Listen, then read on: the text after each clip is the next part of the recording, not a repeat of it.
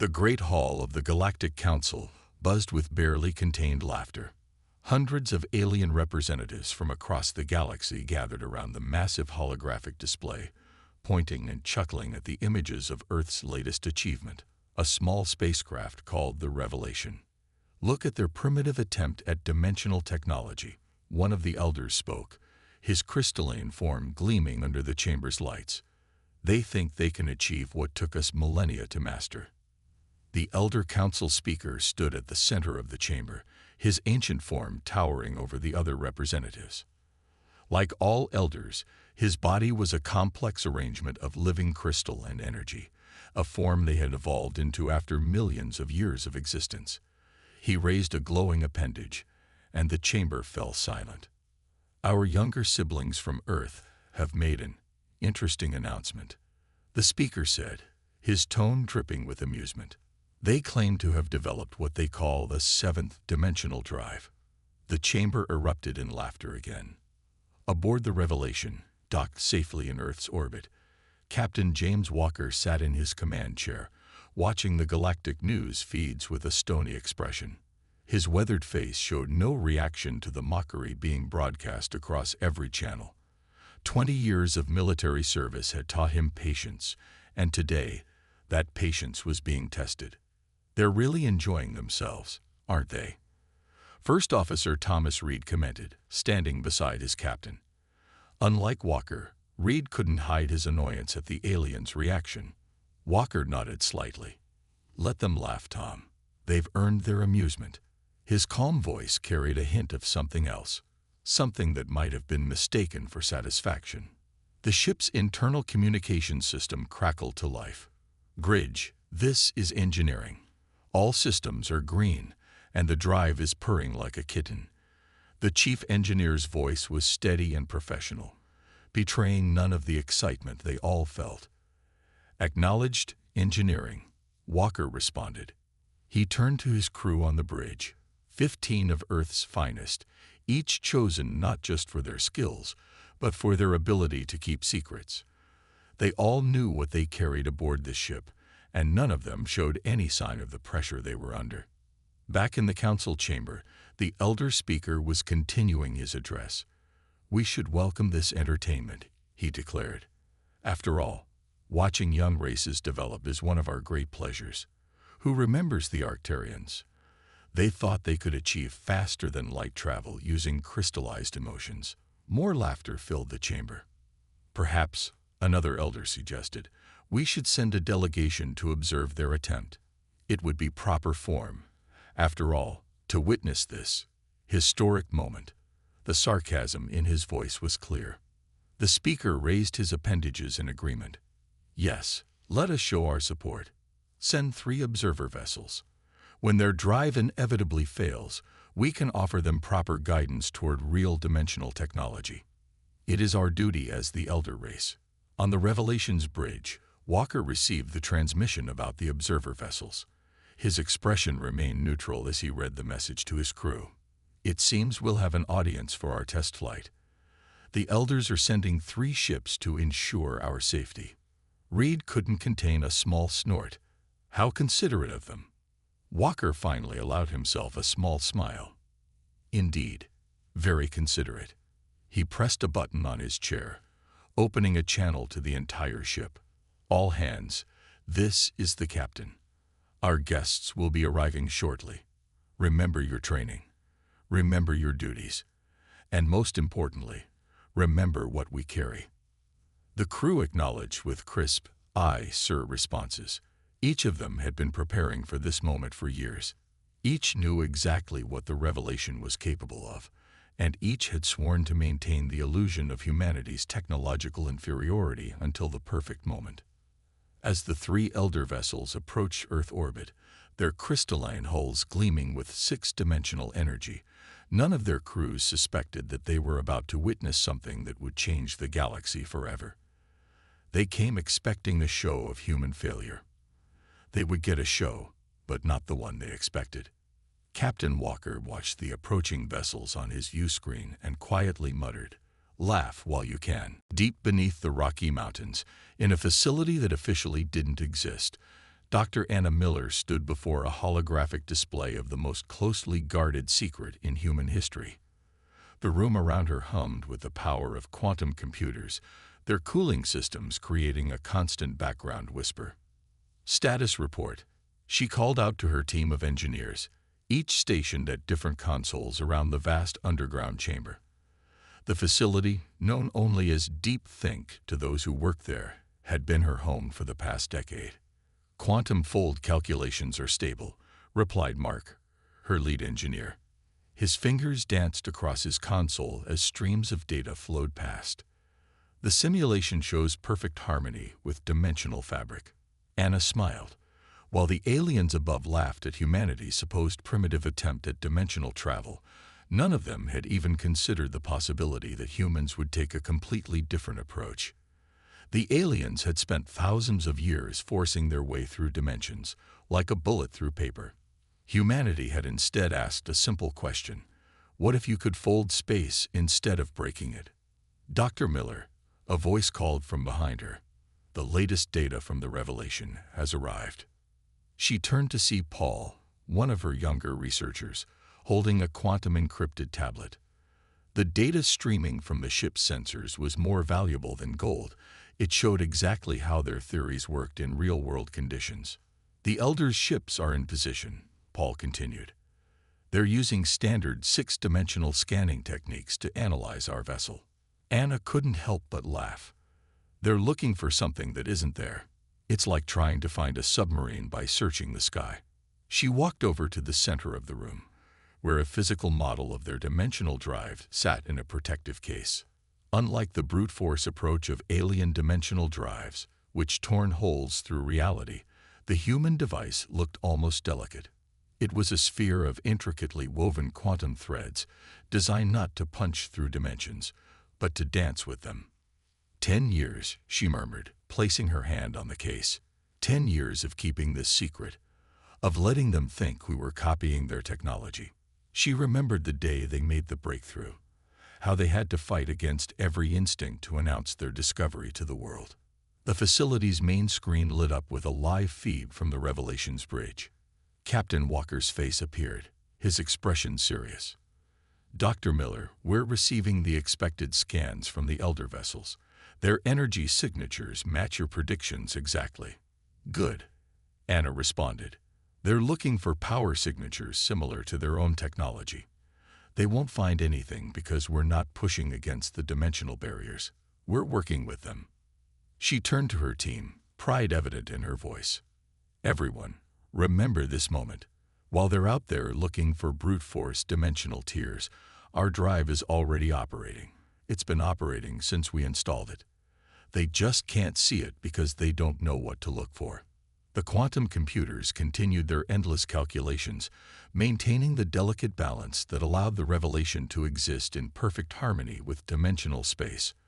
Unlike the alien vessels, which glowed with the violent energies of forced dimensional penetration, the revelation's power was subtle, elegant, and completely invisible to conventional scans. Message from the military command, Paul announced, reading from his tablet. Elder representatives are requesting permission to board the Revelation for a closer inspection of our primitive drive system. Anna exchanged knowing looks with her team. This was part of the plan. Let them come aboard. Let them see the decoy drive system they had built, the one that perfectly matched their expectations of crude human attempts to copy their technology. Send the response we prepared, she instructed. Tell them we would be honored to receive their expertise. As her team continued their work, monitoring the real drive's perfect operation, Anna thought about the moment soon to come. The moment when the aliens would discover that while they had spent millennia perfecting their way of doing things, humanity had quietly found a better way. Sometimes, she said to no one in particular, the best way to keep a secret is to let people believe exactly what they expect to believe. The Elder inspection team stood in the Revelation's engine room, their crystalline forms casting rainbow reflections across the walls. They moved around what appeared to be the ship's dimensional drive, a clunky, obvious device that drew their attention exactly as planned. Fascinating, the lead inspector said, his tone dripping with barely hidden mockery. You've actually attempted to replicate our basic dimensional technology. Though I must say, the power output seems inadequate. Captain Walker stood nearby, maintaining a carefully neutral expression. We've done our best with our limited understanding, he replied humbly. Next to him, Chief Engineer Mike Roberts fought to keep a straight face as the aliens examined the decoy drive. The real drive, invisible to their scans, continued its quiet work throughout the ship's quantum fabric. Not a single alarm or reading on the aliens' advanced instruments showed anything unusual. As far as they could tell, they were looking at humanity's crude first attempt at dimensional travel. Well, the lead inspector announced after an hour of examination, "We've seen enough. You may proceed with your test flight. Our vessels will accompany you to ensure your safety." He managed to make the word safety sound like inevitable failure. After the inspection team departed, Roberts turned to Walker. "They bought it. Hook, line, and sinker, Captain." Walker nodded. "Prepare for launch sequence. Let's give them the show they're expecting." At first, the Revelation's bridge crew took their positions. Through the view screen, they could see the 3 elder vessels taking up escort positions around their ship. The alien ships glowed with the characteristic energy of 6-dimensional drives. Bright, flashy, and wasteful. "All stations, report," Walker commanded. "Engineering ready, real drive operating at optimal efficiency," Roberts responded through the comm. "Navigation ready, course plotted for the test zone," the navigator added. "Communications ready, recording all alien transmissions," reported the comm officer. Walker pressed a button on his chair. "This is the captain. All hands, prepare for departure. Remember, we play our part until the signal is given. Let them think what they want to think." The Revelation slowly moved away from Earth orbit. News broadcasts across the galaxy were carrying the event live, treating it as a form of entertainment. Alien races gathered to watch what they assumed would be humanity's embarrassing failure. Entering test zone, the navigator announced after an hour of travel. One of the elder vessels transmitted a message. "Human vessel Revelation, we are detecting concerning power fluctuations in your drive system.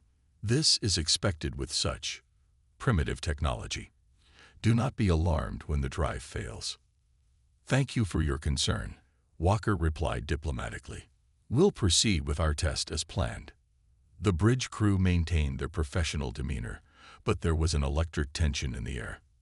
They had trained for months for this moment, practicing their roles in this elaborate deception. "Sir," the sensor officer reported, "the elder vessels are moving into a triangle formation around us. They're preparing to catch us when our drive fails." Walker allowed himself a small smile. Very considerate of them. He checked the time. They were almost at the designated coordinates where they would reveal the truth. The ship's real drive, the one that worked in harmony with dimensional space rather than forcing its way through, had been operating flawlessly the entire time. It had already achieved what the aliens thought impossible, but so subtly they hadn't noticed. "Message from Deep Think," the comm officer announced quietly. "Dr. Miller reports all systems are in perfect harmony. We're ready." Walker looked at his crew, seeing the same anticipation in their eyes that he felt. Years of secrecy, of letting the galaxy think they were primitive and backward, were about to pay off. "Send the coded message to Earth," he ordered. "The stage is set, and now we wait for them to make the first move. They're so certain we're going to fail, they'll probably try to force us to accept their help." The Revelation continued its journey into deep space, surrounded by alien vessels that thought they were witnessing humanity's greatest failure. Instead, they were about to witness something that would change their understanding of the universe forever. The tension on the Revelation's bridge reached its peak as the elder vessels tightened their formation around the human ship. The aliens had spent the last hour broadcasting increasingly urgent warnings about the dangerous instabilities they claimed to detect in the ship's drive system. "Warning shot detected," the sensor officer suddenly called out. One of the elder vessels had fired a burst of energy that passed close to the Revelation's bow. The gesture was meant to force them to shut down their engines. Captain Walker's expression hardened. And there it is. The excuse we've been waiting for. He opened a channel to the elder vessels. This is Captain Walker. We register your warning shot. May I ask why you're firing on an unarmed vessel? The elder commander's response came quickly, his tone dripping with false concern. Your drive is showing signs of catastrophic failure. If you don't shut it down immediately, we'll be forced to disable your vessel. For your own safety, of course. Walker looked at his crew and nodded. Now, he said quietly into the ship's internal comm, Dr. Miller. Deep within the Revelation's quantum core, the true dimensional drive shifted its harmonics. For the first time, it stopped hiding its presence. The change was subtle at first, a slight shimmer in the space around the ship. The elder vessel's sensors went wild. Their crews suddenly detected energy patterns they had never seen before, patterns that shouldn't have been possible according to their understanding of physics. Human vessel. The elder commander's voice had lost its condescending tone, replaced by confusion. What are you doing? Walker smiled. Exactly what we said we would do, testing our dimensional drive. He turned to his crew. Execute pattern Alpha. The Revelation began to move in ways that defied the aliens' understanding of reality. Instead of tearing through dimensional barriers like the elder ships did, it seemed to slide between them effortlessly. The space around the ship folded like fabric, allowing it to exist in multiple dimensional states at once. Impossible, the elder commander shouted. Your technology is primitive. We saw your drive system.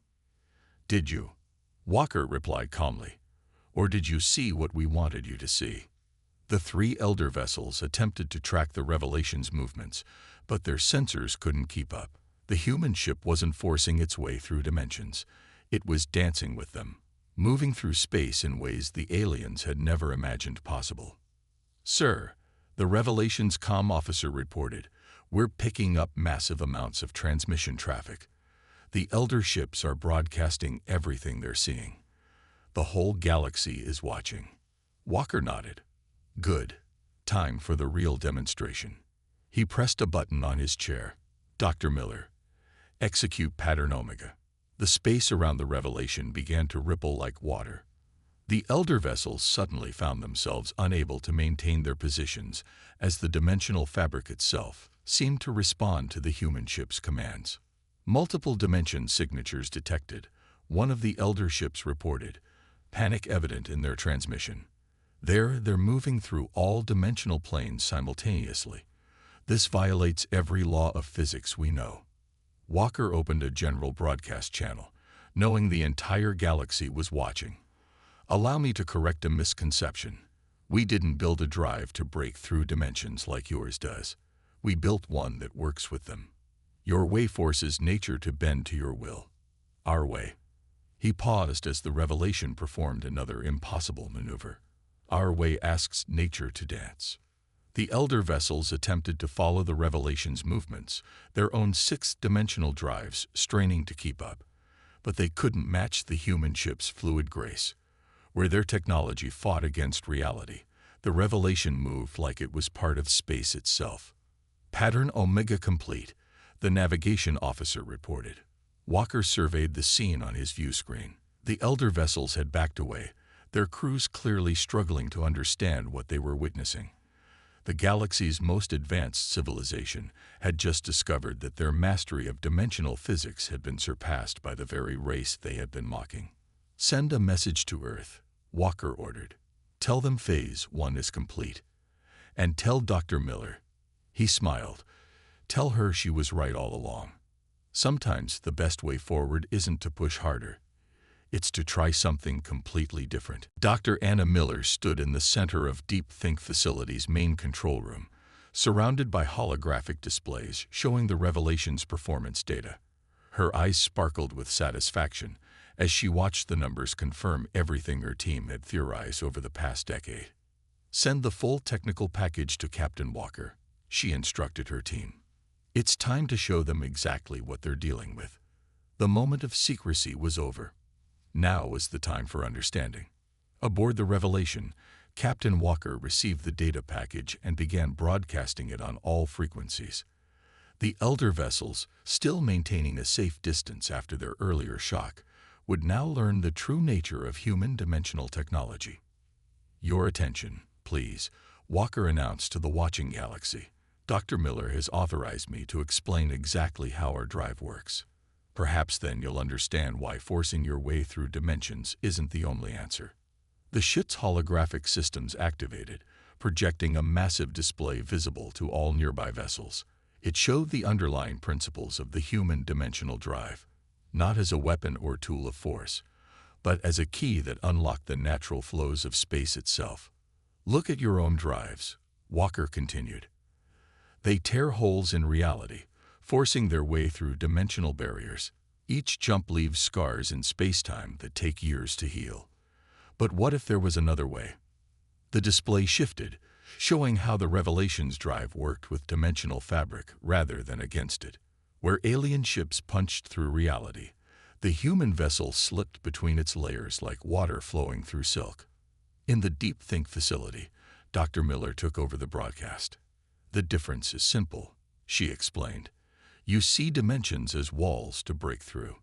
We see them as threads in a cosmic fabric, threads that can be gently moved aside and rewoven."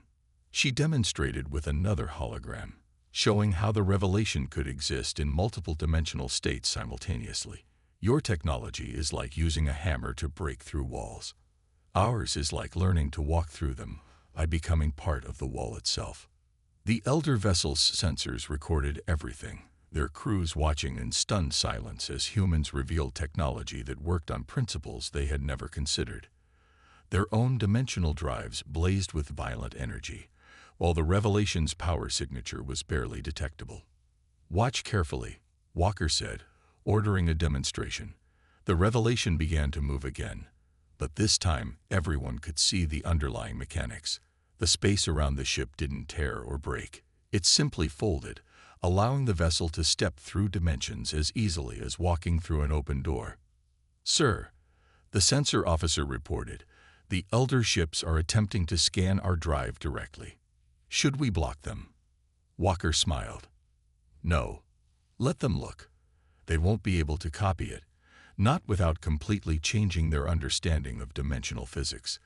This isn't about better equipment or more power. It's about a fundamentally different way of thinking." In Deep Think, Dr. Miller continued the explanation.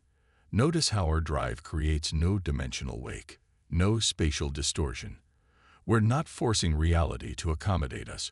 We're asking permission and working with natural dimensional flows." The data streaming from the Revelation showed impossible things. The ship existing in 7 dimensions at once, moving through space without actually traveling through it, folding reality around itself like a cosmic origami. "The funny thing is," Miller added, her voice carrying a hint of irony, "we discovered this by accident. We were trying to copy your technology at first, but we failed. Our power systems weren't strong enough to force dimensional breaches. So instead of trying harder, we tried something different." The elder vessels remained silent, their crews processing the revelation that everything they knew about dimensional physics had just been challenged. Their civilization had spent thousands of years perfecting the art of breaking through dimensional barriers, only to discover that humans had found a way to simply step between them. Walker looked at his crew, pride evident in his expression. "Sometimes," he said, knowing the whole galaxy was listening, "the greatest breakthrough isn't in having more power. It's in learning you didn't need all that power in the first place." The Great Hall of the Galactic Council had never been so quiet. The elder speaker stood motionless, his crystalline form dimmed with shock, as reports flooded in from across the galaxy. The same species they had mocked hours earlier had just revolutionized dimensional travel. "Impossible," he whispered, but the evidence played on every screen around him. The Revelation's demonstration had been broadcast to every corner of known space. There was no hiding from this truth. A younger elder council member rushed into the chamber. "Speaker, we're receiving requests for comment from every major civilization. They all want to know how humans achieved this. Some are already suggesting that our leadership position in the council should be reconsidered." The speaker's form flickered with anxiety. For millennia, the elders had maintained their position of authority through technological superiority. Now, in the span of a few hours, that foundation had cracked. Meanwhile, aboard the Revelation, Captain Walker received a transmission from Earth's government. "Captain," the message read, "you are authorized to proceed with Phase 2. Show them everything." Walker turned to his crew. "Well, you heard them. Let's really give them something to think about." He opened a channel to Dr. Miller at Deep Think. "Doctor, are you ready for the next demonstration?" "Ready and eager, Captain," she replied. "Let's show them what happens when you stop fighting against nature and start working with it." The Revelation began to move in new ways, each maneuver defying the established laws of physics as the elders understood them. The ship didn't just travel through dimensions. It wove them together, creating patterns in space-time that the alien sensors couldn't even comprehend. Back in the council chamber, the displays showed something that made even the oldest elders gasp. The human vessel was maintaining stable positions in multiple dimensions simultaneously, something their own scientists had declared impossible centuries ago. "We're receiving more data from their ship," an elder scientist reported, his voice trembling. "Their power consumption, it's minimal. They're achieving all of this with less energy than we use to make a simple dimensional jump." The speaker raised his appendages for silence as new reports came in. Other civilizations were already announcing their intention to study the human approach to dimensional physics. The carefully maintained hierarchy of galactic power was shifting before his eyes. In Deep Think, Dr. Miller watched the chaos unfold with a sense of satisfaction. "Send out the second technical package," she instructed her team. "Let them see the basic principles. They won't be able to replicate it without completely rebuilding their understanding of dimensional physics, but they should know what's possible." The package contained simplified explanations of how humans had discovered their new approach. It showed how their initial failure to copy elder technology had led them to explore entirely new directions. Sometimes, the package explained, the inability to follow an established path forces you to find a better one. The elder vessels still surrounding the Revelation had stopped trying to analyze its drive. Their crews were instead sending urgent messages back to their homeworld, requesting new instructions. Everything they had known about dimensional travel had just been proven incomplete. "Captain," the Revelation's comm officer reported, "we're getting requests for dialogue from over 50 different species. They're all asking about potential technology sharing agreements." Walker smiled. "Send them all the same response. Earth is open to peaceful technological exchange, with any civilization willing to approach dimensional physics with a fresh perspective." In the council chamber, the speaker faced the assembled representatives. For the first time in recorded history, an elder spoke with humility. "Perhaps," he said slowly, "it is time for us to acknowledge that age does not always equal wisdom. The humans have shown us that there are still new ways to look at old problems." The chamber, once filled with mocking laughter at humanity's expense, now buzzed with excited discussion about the possibilities this new approach opened up. The balance of power had shifted, not through force or violence, but through humanity's ability to see what everyone else had overlooked. 1 month after the Revelations demonstration, Earth had become the center of galactic attention. The once ignored human homeworld now hosted representatives from hundreds of alien civilizations, all eager to learn about the new approach to dimensional travel. Captain Walker stood at a podium in the newly constructed Galactic Exchange Center in Geneva, addressing a room full of alien diplomats. The same beings who had laughed at humanity's primitive technology now listened to his every word with rapt attention. "The final demonstration will begin shortly," he announced. "Today, we'll show you something that even the elders deemed impossible: the creation of stable dimensional pockets." In orbit above Earth, the Revelation prepared for its most impressive demonstration yet. Dr. Miller, now stationed on the bridge alongside the regular crew, made final adjustments to the dimensional drive's harmonics. "All systems are in perfect balance," she reported. "Ready to begin on your signal, Captain." Walker nodded to his crew. Let's make history one more time. The ship's drive activated, but this time it didn't move through dimensions. Instead, it began to weave them together in a completely new pattern. The space around the vessel started to shimmer, like heat waves rising from hot pavement. What we're about to create, Dr. Miller explained to the watching galaxy, is a stable pocket of space that exists between dimensions. Not a tear, not a hole, but a carefully constructed fold in reality itself. The elder representatives watched their sensors in disbelief as the impossible began to happen. The revelation was creating a space that existed in all dimensions, and none of them simultaneously. A perfect bubble of calm in the dimensional storms they had fought against for so long. Notice, Walker pointed out, how there's no energy discharge, no spatial distortion. We're not forcing the space to exist. We're allowing it to form naturally by understanding the way dimensional fabric wants to fold. In the Deep Think facility, the research team celebrated as their years of theoretical work proved correct. They had discovered that dimensions weren't rigid barriers to be broken through, but flexible layers that could be persuaded to work together. The revelation sensors showed something remarkable. The dimensional pocket they had created was completely stable. Unlike the violent tears created by elder technology, this new space existed in perfect harmony with the universe around it. The applications are endless, Dr. Miller continued. Safe havens in space where ships can rest without using power. Storage spaces that exist outside normal spacetime. Even the possibility of new forms of communication that don't require conventional transmission through space. The elder speaker, who had insisted on being present for this final demonstration, finally spoke. We were wrong, he admitted, his crystalline form dimmed with humility. For thousands of years, we thought power and force were the only ways forward. We never considered that there might be a gentler path. Walker smiled. That's the funny thing about progress.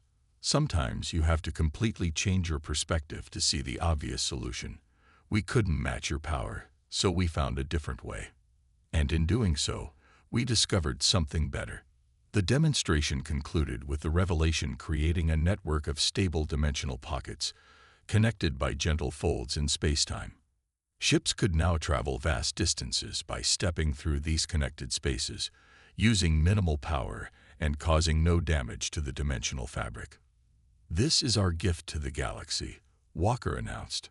Not a weapon, not a tool of power, but a new way of understanding the universe we share.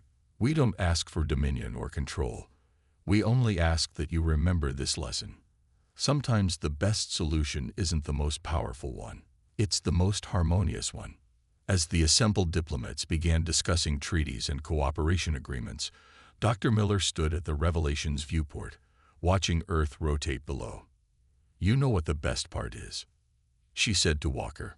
We're just getting started. This is only the beginning of what's possible when you stop trying to conquer nature and start trying to understand it. The galactic laughter had indeed stopped, replaced by something far more valuable. Understanding, cooperation, and a new way forward for all species. Humanity had changed the galaxy not through force or superiority, but by showing that there was always another way to solve a problem, if you were willing to look at it differently.